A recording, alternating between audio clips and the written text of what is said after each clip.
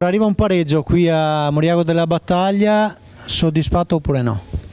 Oddio, non tanto, nel senso che ormai eravamo arrivati a un punto, probabilmente se non avveniva l'espulsione o un rigore, diciamo, forse un po' incerto, però vabbè, ormai l'ha fischiato e quindi dobbiamo portarcelo a casa, non c'è niente da dire. Eravate andati in vantaggio all'inizio del secondo tempo e poi forse, come ha detto lei, l'espulsione ha inciso un po'.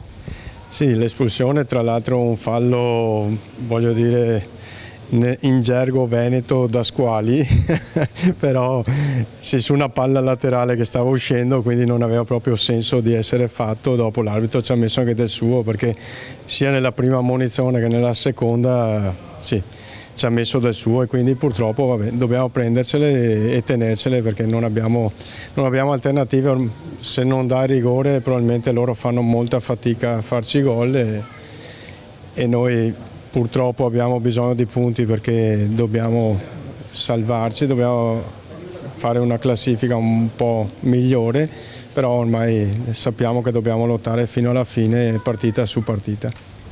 State facendo un po' fatica in questo inizio di campionato, a cosa è dovuto? Ma allora, tieni presente che abbiamo incontrato le prime due in classifica, quindi abbiamo incontrato sia Giulia e abbiamo incontrato Conegliano.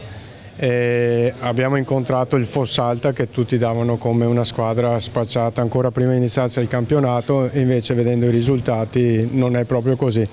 Abbiamo incontrato il QDP, che in casa ha fatto 7 punti su 7, 8 su 8 ad oggi, e quindi voglio dire abbiamo incontrato... Calendario difficile, mettiamola così. Mettiamola così, dopo facciamo un po' fatica noi a magari esprimerci su certe situazioni, e quindi vuoi questo, vuoi quello, inizialmente stiamo facendo un po' di fatica.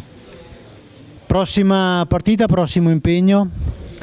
Prossimo impegno derby a Ponzano, con il Ponzano, anche là logicamente noi giochiamo ogni partita, ogni domenica alla morte, per cercare di portare a casa il risultato. Questo è il nostro obiettivo, siamo una delle squadre più giovani in assoluto, siamo l'unica squadra probabilmente che gioca con fissi 2005, e quindi anche questo influisce sulla qualità e logicamente sull'entità della squadra.